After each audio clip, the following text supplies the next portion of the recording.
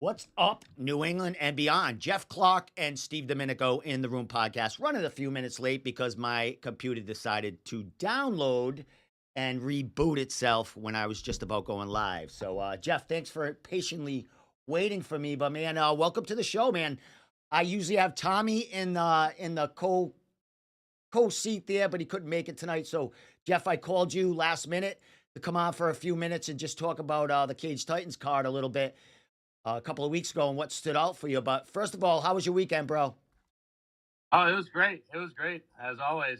Yeah, had a good time, and Cage Titans delivered as they always do.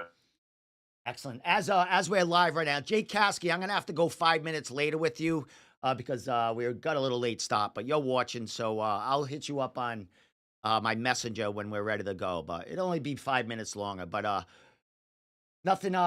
Any Cowboys? Any kind of rustling going on this weekend? Nothing. No, nothing like that. No PVR. They're all done for local areas. And but I did find some rodeos, which I guess are pretty close to you guys. Tommy said, I like the rodeo or some bull riding thing on Facebook, and he commented it's like the next town over from him, Uh, and they do it every month, so we got to go. is it Mansfield or do you know Foxborough? I don't know. I'll send it to you, but it's definitely like a Western style event, and Tommy seems like he's down, so let's go. Excellent. I'm in. If it's near Tommy, Tommy's like 25 minutes from here, so it can only be like 30, 35 minutes. So that's doable.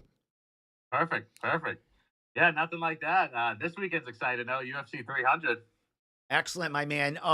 Yeah, big things on that card. But let's talk about the Cage Titan thing. With Yeah. what stood out there for you, Jeff? I had to leave early, as you know. I've already admitted that, but you stayed to the end. What fights hmm out of that stood out to you, and that got kind of burned in your mind? I mean, so many different fights that had their own unique things. Like starting off earlier in the card, Julian Menjivar. Uh, his striking at the end to finish that fight was amazing. He looked super impressive. Um, I'd say the Chris Makate fight. I think that's how you say his last name. And Jay Perrin. That was very highly contested. Everyone thought it was going to be even closer, but Chris just had answers for everything. I mean, Chris just came out of nowhere. Actually, it was a rough night. I feel like for a lot of favorites, like Chris came through, beat Jay. Johnny Campbell lost to Jay Presley. That was a. I think a lot of people expected Campbell to win that. Nothing against Presley, but the experience was there. Excellent. So Yeah, and to impressive for to him. get back at Julian Medvedev, I was speaking about him when he was just about walking into the cage. How he's an undersized flyweight. He's really, a 115 pounder, and they're thinking about sending him to one because he's undersized. But it didn't show that way. At Cage Titan 64, the kid's got definitely hands, and he can handle himself on the ground. But, he needs to pack on a little weight to stay in that 125 pound division. Yeah, I agree, and he definitely held his own. That was a tough fight for him. It looked like Jake actually had him for a little bit, and then yeah, Julian just came through and crushed it. And as Um, far as the Jay Perrin fight, Jay Perrin just looked a half of a weight class smaller than that dude. You know what I mean? That guy was huge in there. yeah, yeah, he was definitely stacked, and maybe he has the weight cutting down where he can gain a lot back the next day, and then maybe he was bigger, but he just seemed to have an answer for everything, and I don't know. I'd like to see him back in the area. Hopefully, he comes back out to the East Coast. Well, I'm sure he had a good time here, and he did beat Jay Perrin, who was a former UFC fighter, former Cage Titans, and CES bantamweight champion. Jay did mention going back to bantamweight, and he did mention as we interviewed, the featherweight division was there for him because the new baby, and he wanted to enjoy himself for a little while. But it looks like Jay's ready to get back to business and back to his natural class of 135. I'd like to see him back there. It's big. 10 pounds is a lot. I don't know. A lot of people don't watch MMA, don't realize how much 10 pounds can make a difference. Um, So yeah, I'd like to see him back down there. Slippery Pete had an amazing finish, front choke there that had the crowd going. It was basically a walk in the park for him in that fight. Yeah, yeah, definitely. I think everyone expected kind of Pete to dominate in that one, and he did. I mean, he showed, he can still bang with anyone. And it's funny because Pete doesn't take easy fights. He takes anybody who'll step in front of him, but he just showed he's a step above Tom. And he's a natural entertainer, man. After he won, posing for the crowd and everything, he's great. I think wherever he goes, he gets the crowd riled up. And then, of course, you have Jonathan Piersma that did exactly what he said he would do. He predicted a third round. It was back and forth though a little bit in that fight. How much do you enjoy that fight, and what do you see out of Piersma looking forward in his career? I thought that fight was awesome, and it's funny because in the beginning we saw high level grappling. These guys were trying to slam each other, take each other down, reversing grapples. It was great, and obviously we got the few fans chanting "Stand him up," and we got the other fans chanting "No, he's working his position." So it was great in the beginning, and Everett has power. That dude has been dropping people. So John knew the stand up, I think, was going to be a challenge, and I think he welcomed it. He fired a friggin' head kick right off the bat. John Piersma comes out firing a head kick right off the bat. I don't think anyone predicted that. So that was awesome. That was so cool. Well, Um, one thing we know, John, his last loss, he actually got caught with a head kick. So maybe he was just trying to get that out of Everett's mind in the beginning of the Yeah, fight. yeah, yeah, yeah. Don't plan on doing that. And it was great. He caught it with his foot too. If he was a little closer, that might have been an earlier fight. But Everett was great when he picked up John, and you thought he was going to slam him down, and then Pesmer, like I don't even know, he just somehow landed on his legs like fine. The grappling was insane, super impressive. And I love Pesmer's comments after the fight, where he's like, "They just keep bringing me out here." Yeah, I'll just keep making him, making money out here. So, big things for him. I know that Cage Titans would love to have him back defending that title. And, John did say if they get a matchup for him, he'll gladly come back in May and defend it. And man, I don't know, I don't know who was looking to get in the cage with him, but it's going to be a big task for anybody at this point. Yeah, yeah. I mean, hey, if he wants to defend the title, I think Cage Titans is one hell of a place to fight and defend it and put on a show. And their social media, the marketing's amazing. Like they get the name of the fighters out there, so that's one hell of a place to fight for. But damn, I'd love to see him get like a contender series shot too. I'd Yeah. love to see him go in there, take someone down, just crush him with elbows on the contender series. Well, So well, I'll say whatever. If he doesn't make it the next one, he'll make it the one after. Well, I'll say one thing: if he doesn't fight on this card or the next or in New England soon, I think there must be chattering going on in the back because he really wants to get in that cage quick. So if we don't see John Piersma in the cage quick, there's some beans being to be spilt in the future. So we'll see. But another fight, we'll go back to the amateurs because we do have an amateur on tonight who had, I would say, the knockout of the night, one of the knockouts of the year because he put his opponent out cold in Jake Caskey. Man, that was a great, great fight. Very, very competitive going against a Lozon kid. I think his last name's Kennedy. And man, that was a great fight. And I'm glad to, have Jake on tonight and talk about it. Yeah, that's going to be an awesome fight. I mean, sorry, that's going to be an awesome interview because that fight was awesome. Jake came out, got the crowd riled up, and after the KO, what was he saying to the crowd? Um, Wasn't he saying something? he was mentioning how he where is it over there? I don't know. Let me get he was mentioning that he would take on any 145 pounder anywhere. I don't know exact the words, but Yeah, yeah. he was getting booed, I do believe, when he was I saying know. that. I feel like the crowd, but I love it. Like either way, if your crowd boos you or cheers for you, at least they're not just silent. So that was awesome. It was a great after post fight speech. And the thing about him, I mean, Jake only fights beasts, and he's always the outsider coming in with the biker gang from Dexter's in Connecticut coming down. So he's taking on nothing but beasts. He won 2 fights in a row. His last loss was against Mike Antidormi, who is now, I think, a 2-0 pro. and the former reality 145-pound amateur champ. So he's taking on some hard talent, and I would imagine this is probably going to be his last amateur fight whenever it happens. If it doesn't happen soon, I see him going pro. After the summer if he can't get a fight. Yeah, I thought this was a great night for him. This was actually his first win by stoppage as well. His last two victories did come by decision. So it must have been just such a thrill for him. And I think he definitely made everybody, know his name at the end of that night. So we'll see who steps up. I think him versus anyone back in that cage, Titan's cage, would be awesome.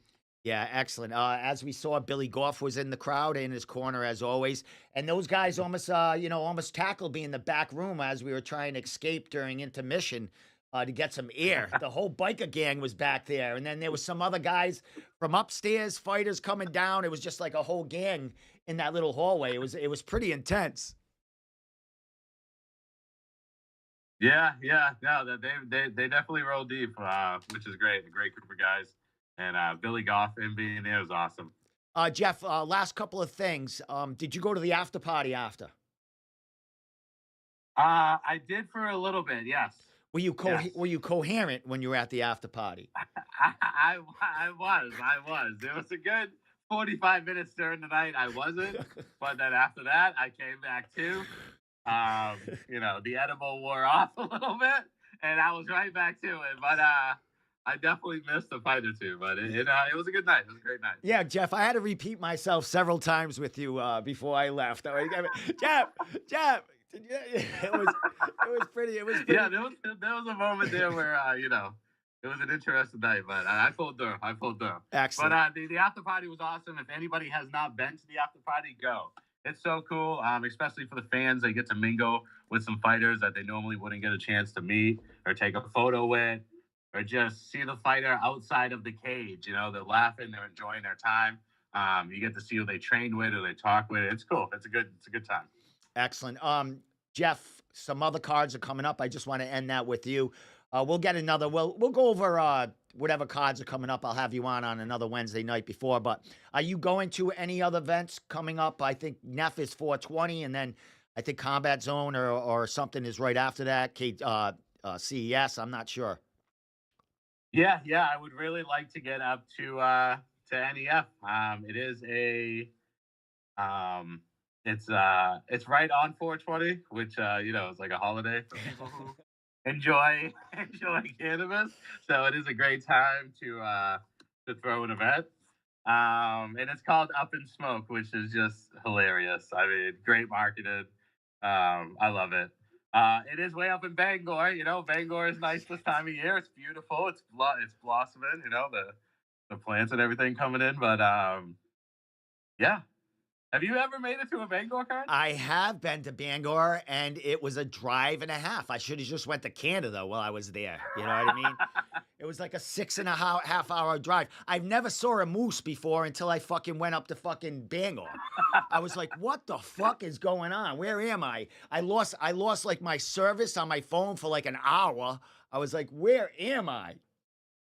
Yeah. It's definitely a unique place, but when NEF goes to town, they definitely run that town. And we'll definitely talk more about that at some point. But I do just want to mention real quick, on that card, they're going to have Ryan Sanders. They're going to have Kyle Hill, Lori Watson, Aaron Lacey, Cam Arnold. So they are stacking the card. They're making it worth the drive. Excellent. And a couple of those names right there I would love to see come down to Cage Titans and mix it up with some of the South Coast people. But you know what I mean? We'll see. We'll have a cross promotion someday with those two because they're always bickering at each other, the fighters from each side there. So it's pretty cool. Jeff, I know. Last thing before I leave you off, anything planned for the next weekend or whatever, or anything going on with you? No, nothing really. UFC 300s this weekend. Just planning on going over some buddies and watching the fights. I used to go to the bars and watch them all the time with buddies, but there's the bars are a shit show to watch fights at. So it's always better just going to the buddies and watching it. Excellent, man. Toilets right there, plenty of beer, no waiting. So yeah, I'm with you on that. With that said, Jeff, I'm gonna let you go. I'm gonna get to Jake Caskey now and talk to him about his fight, and then Mike Polvere. we're gonna get him on. So thanks a lot, Jeff, for starting the show with me and filling in some dead air that I probably would have had. Yeah, no, I appreciate it, and anytime, I appreciate the opportunity to jump on for a few minutes. All right, my man. You have a good night, and I'll talk to you soon. Ha- Have a good one. Later. Jeff Clark right there. Let me get to Jake Caskey right now. He should be Jake. If you're out there, let's talk. Let me get to him. There you are, right there. So Jeff Clark, as you know, does work for New England MMA,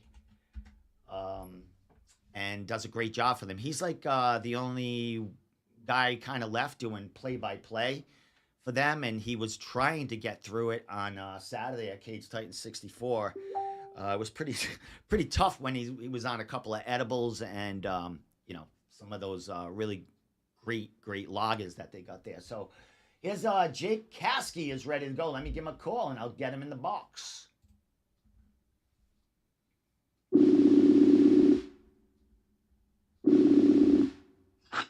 What's up, my man? How you doing, brother? Steve, how we doing, Look dude? at you. What are you hunting? What's going on with you? No, dude, I'm just I'm cozy. That's what I am. I woke up from nap, dude. I'm cozy. You mentioned that you had a nice nap. You're ready to go. Is that something you usually do during the day? You get a man's No, nap? no, never, never, ever. I go to work, I do landscaping all day, and then I come home, hit my workouts, and go to practice. But having a nice little layoff here after the fight. So Well, landscaping at this moment is thriving, brother. Spring is in the yeah. air, and you're out there doing them yard cleanups and getting that shit ready, man. How's that? Do you work during the winter too? Do you do some, plowing and stuff? Well, this year not much plowing, obviously, but my company will go as late as we can. I got laid off for the winter. It was nice this year. I got to just focus on coaching wrestling. But yeah, I mean the rest of the year we work weather permitting. Well, Somebody's got to do it, you know. exactly. Someone's got to pretty up them yards, brother. And man, I mean, stuff like that makes houses really pop when you get them lawns going, man. So you guys are really in need, and glad to see it, bro. You're out in the outside too. So what's better than that? Getting paid to work out and be outside, man. Trust me, like it was a choice to go back to manual labor. I tried the indoor routine and I was losing my mind, so I had to go back and play in the dirt, dude. Excellent. And it's kind of a little cardio out there too, while you're in camp and stuff like that, running around with lawnmowers and weed whackers and shit. Yeah, yeah. Oh yeah. Well, my man, let's talk about it. First of all, about a week and a half removed from this huge win of yours, a viral knockout, man. How you feeling about the fight after a week and a half getting absorbed it? Oh man. What a crazy feeling, huh? Just a fucking emotional roller coaster, the highs and the lows. Like it is it is so hard to explain to people, the feeling in that because everybody wants to know, oh, what it knocked him out, what it feel like? It's so hard to put into words that feeling. It's just like the culmination of all that hard work and everything coming to fruition. And I never go into of course you go into the fight and you're like, oh, I hope I knock this guy out in one shot. But like who I am, I never really expect that. And so I'm always ready for that 3-round fight. And particularly in this fight, like when they had split us right before the knockout happened, they had split us to put his mouthpiece back in. And I was having one of those moments where I walked away and like hands on my hips and basically like a gut check and was like, all right, man, like this kid's fucking tough. Like we're going the distance. We're in it for a 3-round war. Buckle up. Like let's go to work. Come back and 2 punches later, the fight ends. It was just surreal. It was incredible, man. Now, was that something that you saw coming? That during the fight you timed it, or was that just he made a mistake and you had an opening and boom? I was definitely setting up a big shot with my body work and the striking leading up to that. But I mean, that's just classic, you know, Team Dexter striking. The stance switch in the middle of a combination, like that's our signature stuff, and that shit's hard to deal with, you know. Now, as far as you, saying to yourself, during that timeout with the mouthpiece, saying this is definitely going to be a war to the end. Yeah. During that round, the break in there, what was your corner saying to you as far as the fight, and what you needed to do in there? When I got to the corner, it was a lot of, you know, keep doing the same. Find, a lot of focus on my breathing. We were so big about that this camp. Staying grounded and staying present, because that's been, for me, that's been one of the biggest hurdles with fighting is handling the nerves on fight night and bringing my best package into the cage. Not just, okay, we're here to fight, let's brawl. So just keeping me calm, focus on my breathing, getting back to work, pumping the jab, circling. I was standing in front of them a little too much. That was one of the big things that they wanted me to do more. But you know, uh, I knew coming into it. I mean, Ryan Kennedy, what a fucking warrior, and he comes out of Lausanne's, right? So we know he's well prepared. I knew that I was in for a tough fight, and man, he brought it to me. So in Dude, between rounds was just kind of, hey, more of the same. it seems like that's all you had in your career so far are tough fights and Love it, bro. tough opponents. Before we talk about after the fight and after your hand was raised, you mentioned the roller coaster emotions that this game plays. Jake, the first time I was there in your amateur debut against Walsh, there, great kid, great coming out of Lausanne's, another Lausanne's kid, right? That's fun, dude. So I was there with you, and I really didn't know you much. I knew from you from Dexter's. I knew Billy and Austin and all them from there. And after the fight, I saw you at the after party, and you came up to me out of the blue, and you were like apologizing to me that you didn't perform. You did. And I was like, what the fuck, like, dude, you just went into a war. It was your first fight, and you know talk about that emotion to the emotion where you got that knockout and 2 fight winning streak, fought nothing but monsters, and you're ready for, the best of the best at 145 at this point. So what was the difference in the emotions from that first fight and loss to this one? Oh my goodness.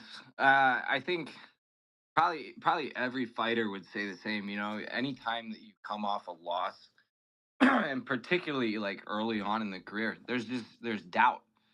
Like, this what I'm supposed to be doing? I say I want this life. Do I really want this life?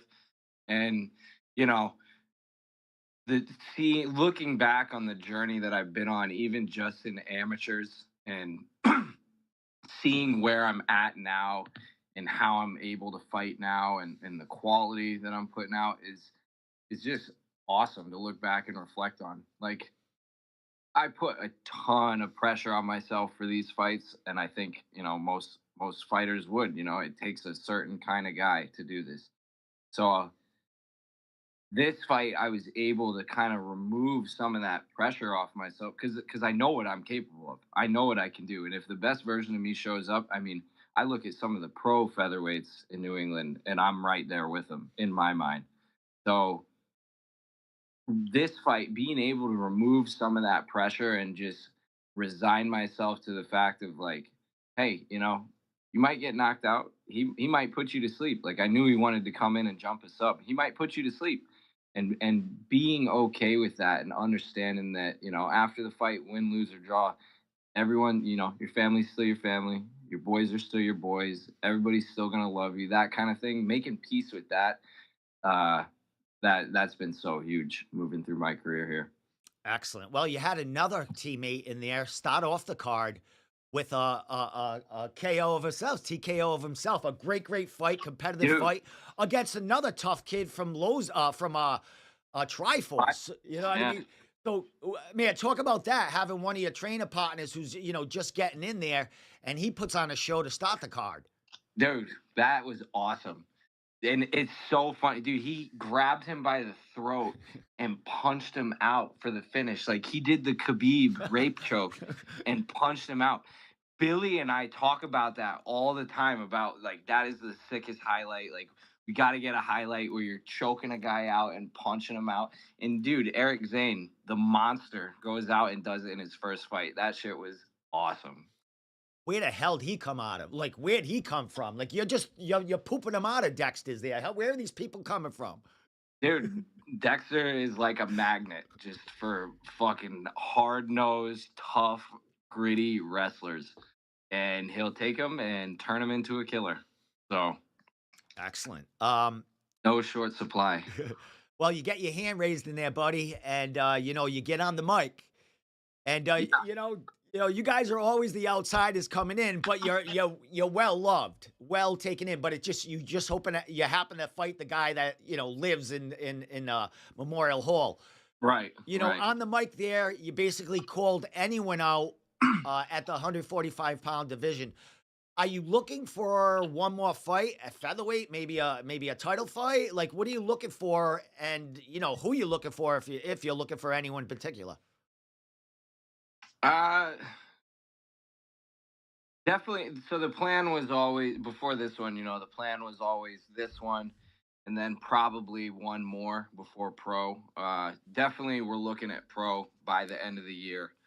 But now, the position I'm in coming off of this win and just looking at, the current state of the, Cage Titans division and even just amateurs in New England, it's like, I should be fighting for a title. So in my eyes, I'll collect the belt and we'll go pro, maybe defend once, maybe, probably not. Just get the belt, get some hardware, go pro. And like you said, man, I've only fought killers. Like that's not gonna change. So I'm already going into pro with like 30 something minutes of cage time against tough competitors, guys trying to kill me. So I feel good going pro, and it's definitely coming soon. But yeah, man, I want this Ami belt. Excellent. Well, Nobody in particular, all right. honestly. And that's the thing is like there are some guys that I look around at and I'm like, yeah, you're deserving of a shot. Yeah, you would be a fun fight. Of course. I look around and there's a ton of fun fights. But like what? I'm going to say one guy's name. I'm going to say, "Oh, I think it should be XYZ." And then you're going to have Joe Schmo from down the block pop up out of the cornfield like, "Oh, he didn't say my name. He's scared to fight me." Like, that's why I put my challenge out there. Guys heard it on the mic. Any of you motherfuckers at 145 thinks that you can take this, you can step in and make your case known. Hit up Mike Polvere. He'll be on here next. You can let him know. We'll set it up. Well, as you're speaking, Mike Polvere is on here, and he just made a comment. He just says you got that title in July. Absolutely, and that's the perfect timeline. I know they've got their May card, but Billy's got his UFC Fight Night on May 11th, and I'm going to be flying out there with him. So it'd be nice to do it in July, not interrupt my camp. That way I get a nice full camp. Excellent. That was going to be my next thing. I was going to say, I doubt you're going to be fighting in May, especially for a title with Billy's fight coming up so soon. Is this going to be your first time going to one of his going to his UFC fight, or yeah, he's only this is his first one, but you didn't go to Contender or anything like that, right? No, I didn't go to Contender, and I definitely didn't go to Singapore. So, yeah, no way. Well, talk about it, man. How excited are you to? Are you going to be in the corner? Or you're just going as helping out the team? Going out to help corner. Dude, I'm looking forward to it. Billy is, he's one of those guys that you might not hear about him a lot. He might not be all over social media, but that guy is always fucking working, and not just working. He's improving. You see it day in and day out in the gym, just the discipline, just how he carries himself and the work that he puts in. And man, I think we're going to see another evolution in Billy Goff when it comes time for his fight night. Well, one thing I'm going to be interviewing Billy on Tuesday about it, getting his take on his matchup and stuff. But one thing I have to say, Dexter's got that one guy in the UFC, and that one guy to me is probably going to be the guy that goes the farthest or, close to the farthest of any fighter in New England, I think that's made it to the UFC. I mean, we're talking, Joe Lozon in the Hall of Fame. You got some other fighters there, Rob Font, Calvin Kattar, that have done amazing things. But I think Billy Goff could be the face of the UFC someday. He's Yeah, only, 25, 26 years old. He's a killer, fought nothing but killers. And Dexter's really got that kid, believing that he's going to be the champion someday, and he's got the skill to do it. So that's the kid that's going to take us out of the fucking the mud here as far as getting wins in the UFC. absolutely, man. I agree. And you know what? And it boils down to Dexter's coaching as a whole. It is 100% Dexter and how he raises us through our careers, the guys that he makes us fight, the things that he makes us do, before he moves you to that next step. And that's the secret ingredient, right there is Mike Dexter. Excellent, my man. Well, Jake, awesome catching up with you. Like I said before you came on, we were stepping out to get some air, and we ran into the whole Dexter crew in the alley there, or in the hallway, and a couple other fights. One of your previous opponents came down, and Phil Signo. Phil Locino, Yeah. So that was a pretty cool moment to run into all you guys, man. And after you just had the knockout of the night, maybe the knockout of the year. Yeah, man. It's the biker gang's always rolling deep, and of course, dude, we see you, man, and we love you. We appreciate all that you do for the sport. So anytime we run into you, we know it's a good time. Excellent, my man. Love. Excellent. Well, good luck on Billy's fight. I'll be talking to him Tuesday. I'm sure he'll be mentioning your name and we'll definitely be watching him get that win for the UFC and take us out of the mud here as far as wins in fighters from New England and stuff. Absolutely, dude.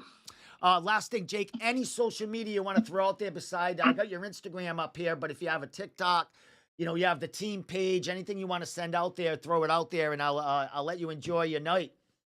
Yeah. Give me a follow on Instagram, Jake_Caskey. Follow the team page. You'll see my journey, and Billy Goff's and the rest of them, the team page at Team Dexter Valley Tudo. We've got a couple guys fighting on 420 at Reality. We've got Austin Shala making his long-awaited pro debut. Dude, I know you're fucking pumped for that, Yes. man. Austin's about to put elbows through somebody's teeth, dude. I'm so excited. And then we've got another kid, Jared Sweet. He's 18 years old, dude. Another killer. He's gonna be making his AMI debut at Reality. Definitely. I might have to get a media credential for that one to go check that out. You know what I mean? Dude, it's gonna be a great night. Austin, we all know Austin. We know he's a dog. And Jared, man, I'm telling you, this kid is a killer. His name's Jared Sweet, but he is not all that sweet anymore, dude. Not since we got our hands on him. So. Hey, last thing before I let you go. I mean, everyone, Geraldine's on here talking about, look at the handsome guy there. I have to say, like, I had Tommy on here last week, and he was accusing me of having a Billy Goff man crush. And I'm just going to admit that kid, if he was not a fighter, that guy could be a fucking on the GQ magazine cover everywhere. So that, not only can that kid fight, and that kid is a beautiful man, I have to say. Yeah, dude. Oh, yeah. He's definitely wife material. Hey, do you guys still live together or? No, we had to go off on our own. Right. We're brothers, we were fucking we would tear each other's heads off. Too many battles in the living room, right? Too much testosterone. Yeah, that's what I figure. Too many holes in the wall. So with that said, Jake, man, I'm gonna get Mike Polvere on here. Your ears might be ringing then. But a pleasure talking to you, bro. We'll talk on the other side when you get a matchup, and maybe I'll have you and Billy down here after his win in May, and we can talk about that title fight in July. Shit.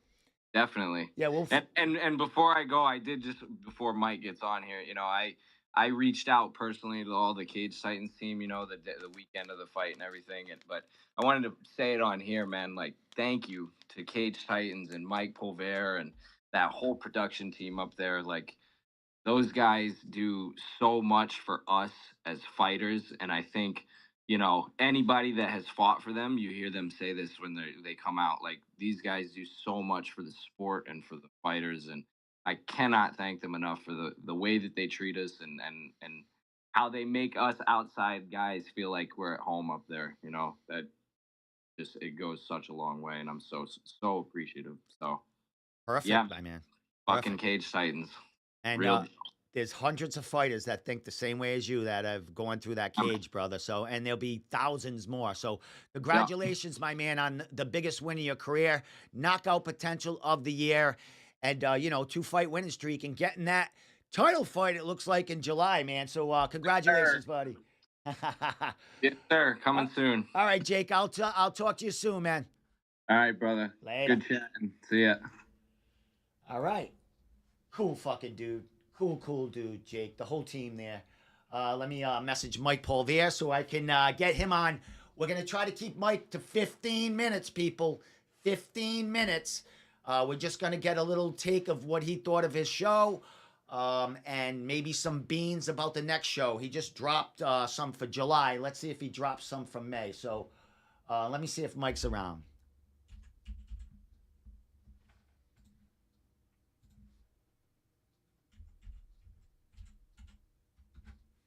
Mike always forgets where I'm calling him from, but home team, Rob Pico. It's my man right there.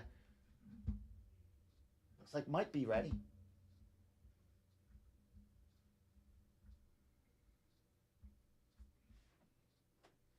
I see his little icon. Is he ready? Yes, he is. Mike Polvere. Here we go. Let's get the boss. The boss.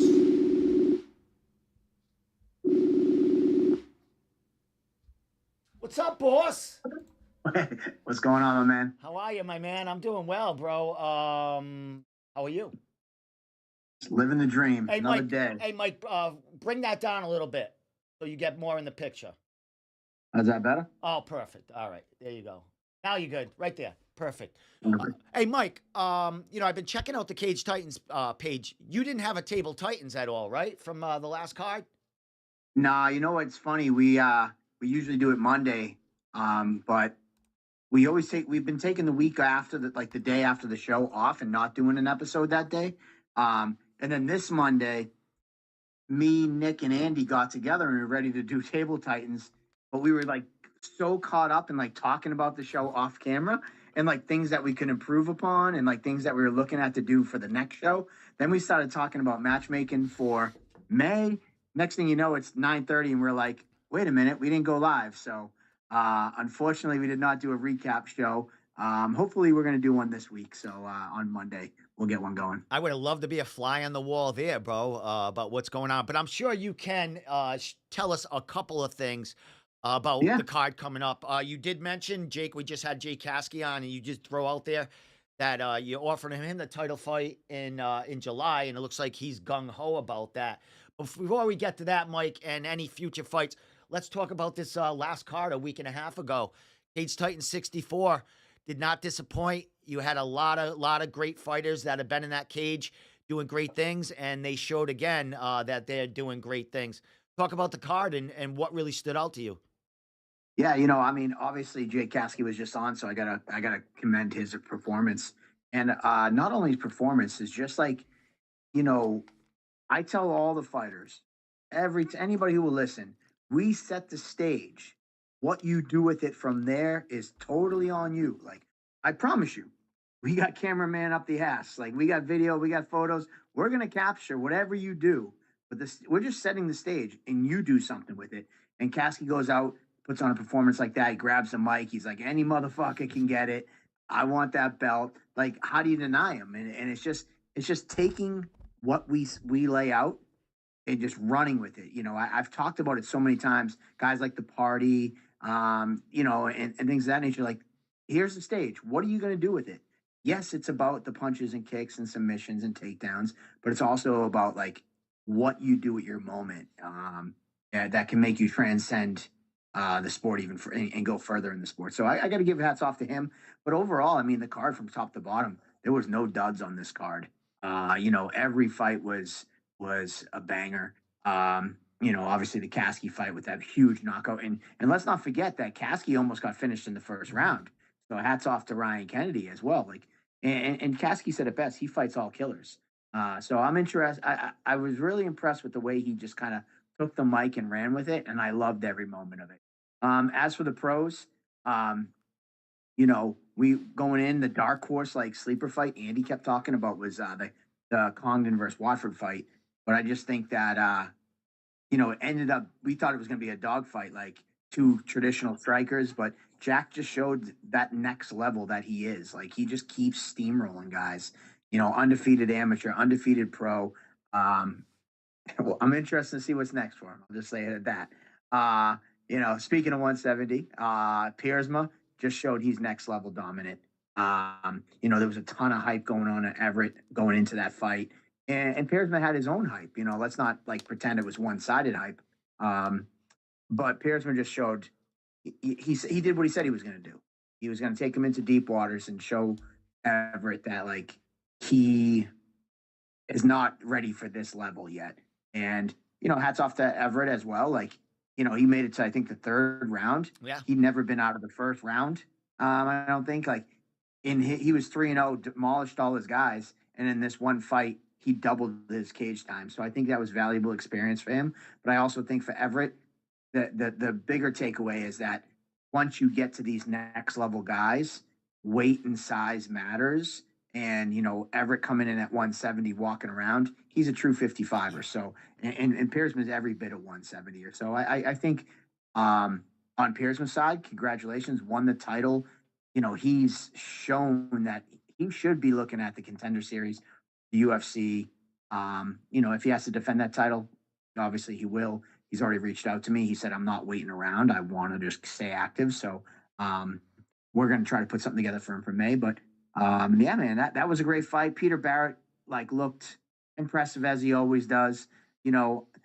That fight I thought was going to be a little bit more difficult for Pete. I'll be honest. Going in, Santos was like, I didn't really get a chance to showcase my abilities when he fought DSAB. And in the press conference, through his translator Bruno, like he was very vocal. Like I fought UFC vets. I have a fastest knockout on a UFC vet. Like he set a record before. But I was really expecting some heavy striking exchange. But Barrett just showed, you know, he don't mess with him, and then he ended up getting the guillotine. I think that was more due to the body shots he was landing, and yeah. So I mean, I don't know, man. I mean, let me ask you. I Yep. always talk. What about you? What was one that stood out for you? Well, definitely the Caskey fight, right off the bat. A fight that definitely stood out for me as far as strategy and excitement, as far as just on the undercard was the Valentin fight, the woman's fight there. You had basically a grappler against a striker there, and the grappler, Erica's got hands too, but she comes out of that, Matt Bissett and Underdog. There's a lot of great grapplers out of there, and she just implemented her game plan to stay away from that distance and that karate background of Santos there, man. I was very impressed because they're the only females on the card, and they really produced in a 3 round. Really, Erica dominated on the ground and stuff and against the cage, but it was a competitive fight. Yeah, that was definitely a great fight. I was happy to see Melissa kind of hang in there the whole decision because remember, Erica was in there. That was her 11th walk to the Yeah. cage, and that was only Melissa's second. In her first fight, she won in 30 seconds knockout. So I was impressed with Melissa. Two other big fights that were on the main card. I mean, how about Jay Presley coming in and taking out cupcakes and this this kid Jay was so heavily underdog, Yeah. or Johnny was so heavily favored that BetMGM took the odds down. And I think he was like a whatever minus or plus 1,500, something crazy like that. And they took the odds down because he was such an underdog. And then he comes out and puts out a performance like that and gets the finish. Huge kudos to Presley. I look forward to seeing what's next for him. Especially at the 35 division. We have a 35 division that's very exciting. You got Valdina. He just took on Cupcakes. Perrin mentioned about dropping back down to 35. The party's always floating around out there. So there's some good matchups for Jay Presley. And speaking of the Joker, Jay Perrin, I mean, Jay Perrin and Chris McCate. How about Chris McCate coming all the way from Yeah. California and just putting on a stud performance? Improving his record to 7-2, feather in his cap, getting an ex UFC fighter on his resume, and that was another impressive performance. Yeah, he So was yeah, overall, it was some great fights. yeah, and he looked huge in there. I mean, for that division, Jay mentioning that he's going to go drop down to 135.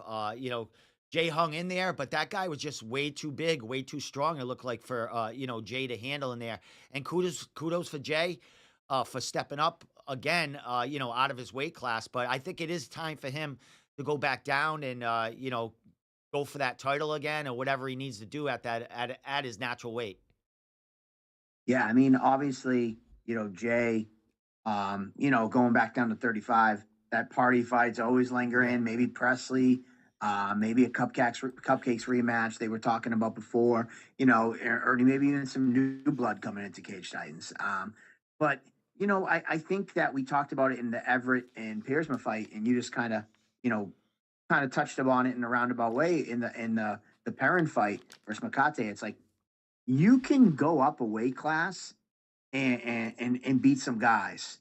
But when you get to that equal skill level, next level skill level, like size does matter. Like, you might beat some mediocre guys a weight class above, but then when you start fighting good guys, you need to be in your weight class because that extra 10 pounds could make all the difference in a fight. So I think Chris McCate is that good next level type guy. And just, Jay couldn't beat 45ers. But that next level type guy, 35 would have to be his weight class. And I think that might help him out with this fight. That's a learning lesson, as it was with Everett. Everett's already hit me up. He did break his orbital, and he's like, when I want it in May, I'm like, dude, you haven't broken orbital. It's like, few weeks, I'll be right back. And I'm like, maybe the next show. Yeah. But yeah, so overall, great card. That's how I bad they think want. the vibe was great. That's What was how that? that's how bad they want to fight for Cage Titans, Mike. They'll come back. They'll come with broken arms and broken orbitals. Yeah. But overall, man, it was a great show, great vibes. It was nice to see Jacobo Apito get back in the win column. He had that kind of devastating loss to Rob Fuller a few years back, and then we never saw him really ever again. And then he popped up with Jeff Perez and training with him, and he made the walk back to the cage, and he got that victory, which was great. And I just love Jacobo because he's such a unique personality. If you follow him on social media, he's a character, and I think he's fun to have around. So I'm excited to see him back. And it was also cool to see Seth with his kid, that feel good Yep. moment, though we didn't get the victory. He looked better than he has, in shape wise and mental, he was in a better spot. So we're going to give him another shot next card. He's going to come out this time with his team as opposed to the family business trip. And he's desperate to get that win. So he's going to be firing next time. But yeah, overall, great show, man. Ty Law was there. That was a cool thing for some of the older Patriots fans that know who he is. Yeah, overall, it was just a great show. And I can't thank the fans and the fighters enough. Really, they really make it. All right, my man. We got 5 minutes. So in that 5 Cool. minutes, there was a huge announcement made with Jacob Bone and Giannetti. Is that fight going to be in May? Is that Yeah, title fight? May 25th. All right. Speaking of that fight, is there any other beans that you could throw out there? Anything in the Rumble? Either one name, anyone looking for fights, anything like that? Is it too early? It's not too early. Well, I mean, we know that we have the Jacob Bone versus Giannetti too. Yeah. We have the Hillary Rose and Katie Perez fight that got moved from last show to this show. Fine. Phil Lucino is making his pro debut on this card at 135. Bruno Diaz and Robert Wustig were going to fight on the last card. They're going to push to this one. So that fight we haven't announced yet, but that's coming down the pipe. Well, or we just announced it here. There you go. Fucking hell. What else we got? Looking at the Valdina Gladiator return in May 25th. We're looking at what else? Man, there's a lot of Well, fights. that's We're a looking at lot, man. You could save some of it for Table Titans. we're looking at Piersma. We're looking at Miguel Silvestre returning. We're looking at Aaron Shortfuse Hughes returning. We're looking at Jack Congdon, Zach DiSabatino, some amateurs that will get you excited. We got a debut girl coming out of Lausanne's. We might be doing an amateur small glove MMA fight, a Muay Thai fight. What else? Jacob Calendar will be back. Yeah, we got some fights. We got some fights. All right, last thing. In this little talk at Table Titans when you didn't go live, you did that. Anything that we should expect different in the show coming up in May as far as production, media, or anything? You guys all button your heads there. It's almost impossible to think of what else you can do to improve the show because it looks so great. But anything we can look forward to at the May card that might be a little different than this last one? Nothing yet. I will say this, like, as what drives us is that, like, people are like, dude, that show was great. And if you said you wanted to be a fly on the wall, if you were a fly on the wall, you would think we had the worst show that we've ever had. Right. I was kind of giving it to Nick. I was kind of giving it to Andy, and just kind of giving it to myself as Cage Titans overall. Like, if you were sitting in that meeting, you'd be like, "Damn, these guys must be like struggling." And they had to keep reminding me, like, Mike, like, you act like we're like we're trash, and I'm like, I always think we're trash. I always want to improve. Like, I don't really think we're trash, but like, I'm always super critical. And, they both were a little defensive at first, but then they started being like, you know what? Like, this is great. And because I never want to come back on Monday morning and be like, yeah, we crushed it. Let's just keep pumping that same product out every time. Like, it's really just an obsession that I have. I've said it to you before, like, no matter what you've done in the past and no matter how successful that playbook might have been, next time you do it, try to come up with something new. Try to come up with changes, tweaks, and so yeah, we were back in the war room, and we were, talking about fights that we wanted to match, and talking about different social media tricks, and things that we want to cover. I think that you saw some good stuff with us this past show. We added 2 more photographers to the team. Yep. And they were getting the balcony shots, and they were getting the crowd shots. So yeah, man, there's nothing really that I guess that I'm ready to like be like, yes, this is what we're doing. There's not like a new light rig that we got come in. There's not like anything like that. It's just more like tightening up and just kind of adding to, little things. Will Ty Lore and his vodka or whatever be back at the next show? He said he had such an amazing time. I don't know if you made it to the after party. If you did, I apologize. I see so many people, but he had a blast, and he was like, I'm definitely going to come back again. He was super excited with that. So I think that was a cool thing, and it was really fun. It was really fun. So I wouldn't.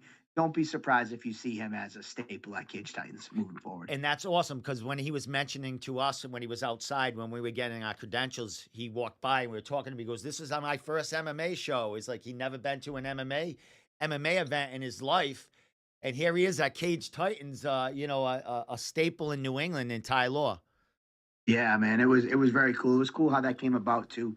Somebody that did some website work for us also does work for him. And they were like, you guys should collaborate. And they put us together. We had 2 quick meetings. The first meeting, it was like perfect type meeting because like we were having a talk and we were talking about his vodka. And he's like, yeah, we're the official vodka of Grill 110. And I'm not bullshitting. I was in the parking lot of Grill 110 because I pulled off the road to take the conference call and the video call because I didn't want to drive. And I'm like, no joke, Ty. And I hit like switch camera and I'm like, look where we are.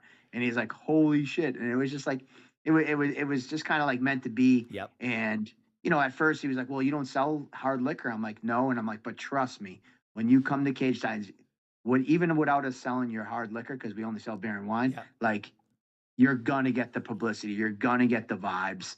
And then a week later, we followed up with him right before the show, and he was like, "Let's go, man! I got this on my calendar. I'm excited." And then we couldn't get rid of him. Like he was there all the way to close, and he was having a blast. So yeah, man, we'll probably see a lot more of him. Excellent, my man. Well, bro, that's our 5 minutes or 10 minutes or 15 minutes there. Mike, anything I you love want the to? mat. I love the mat on the wall. What's that? Yeah, Oh, you can see different what they can see. What are you looking at? This over here? Or? yeah, yeah, Oh yeah. The yeah, Cage from Signs, man. from Mikey. Mikey gave that to me when I was at your last hot wing hot take. So thank you, Michael. Perfect. It's a perfect addition to the Room Podcast wall. But Michael, last question. Tickets going on sale for this next show. Can you give some of that update and when people can expect to kind of see Yeah. matchups and stuff like that? Yeah, so this week I kind of honed in on like getting all the names together, and in the next few days I'll be kind of putting the fights together. I already have I think 6 or so pro fights that were ready to drop. I gave you a couple today. Yep. So I'm gonna say by Monday, um, you'll see stock matchup cards, posters coming out, and then by mid to late next week you'll see tickets out. Um, so yeah, that's kind of the playbook. You'll see some fights. I guess this is a good opportunity to plug. Coops Bar and Grill will be doing the UFC 300 watch party this Saturday. So if you're out and about and you want to come hang out with the Cage Signs crew this Saturday, we'll be at Coops Bar and Grill in Quincy for UFC 300. And if you want to get some matchups, I will give you guys some matchups that I haven't talked about, and possibly the biggest fight that we might be putting on this card we'll have for you on Saturday night. So come on down to Coops Bar and Grill in Quincy, watch UFC 300, get some inside information. And then the grand prize of that evening, we're giving away a 4-pack of tickets. Every watch party, we do like a pick contest, and you get to pick all the winners of the main card, and we give away 4 tickets to the show. So Perfect. come on down. Win-win situation there. Watch the fights for free and try to win some tickets to the fights. Mike, Yeah. always a pleasure, man. We'll be Thank tuning. you. Definitely be tuning in Monday for the information on the card coming up with the Table All right. Titans. I can't wait to hear like what you guys talk about as far as the last card and what's coming up. But Michael, always a pleasure, man. Great show, and thank you as always for coming on, man. Hey, thank you so much, Steven. I think I got this. This is the record for the quickest room podcast I've ever done. It's So fucking- thank yeah. you for keeping us on time. All right, my man. You have a good night and always a pleasure, bro. Later. Later. Well, there you go. Mike Polvere in the house. So, man, that was great, man. And when this went by pretty flawlessly tonight, thank God that my computer stayed on track. I don't know how the stream was out there. But this will be on Spotify tomorrow, and I will, as you always, put clips up on Instagram of the fighters and some of the things they said, and maybe some of the beans that Mike had spilled tonight. So thank you, as always, for coming on. Next week, there will be no Room Podcast. I will be interviewing Billy Goff on Tuesday with a one-on-one. And then Thursday, I will be interviewing Ross Turbo Levine about karate combat and what he's looking for next and his journey through that promotion and being their champ. So we will have Ross Levine on here Thursday. These are both going to be pre-recorded interviews, so we will not be going live next week unless Ty Law calls me and wants to come on live. Other than that, we will be taking next Wednesday off. And last thing, there will be a band. I do have a band that I joined, and a lot of details will be coming up in the future, but we will be rehearsing in the Room Podcast. So this big table right here is going to be gone, and we are actually going to be using just our captain seats, our gaming chairs with the mics and the cameras kind of on tripods. So it's going to be a little different vibe in here, but I think it's going to be a little more laid back, and there's actually going to be a jamming band in here. We're not going to be playing live, of course, on the Room Podcast, but this will be a practice band studio for the band that I am getting in and starting to jam with next week. So look forward to that because it's going to be really cool. So with that said, thank you, people. We out of here. See ya.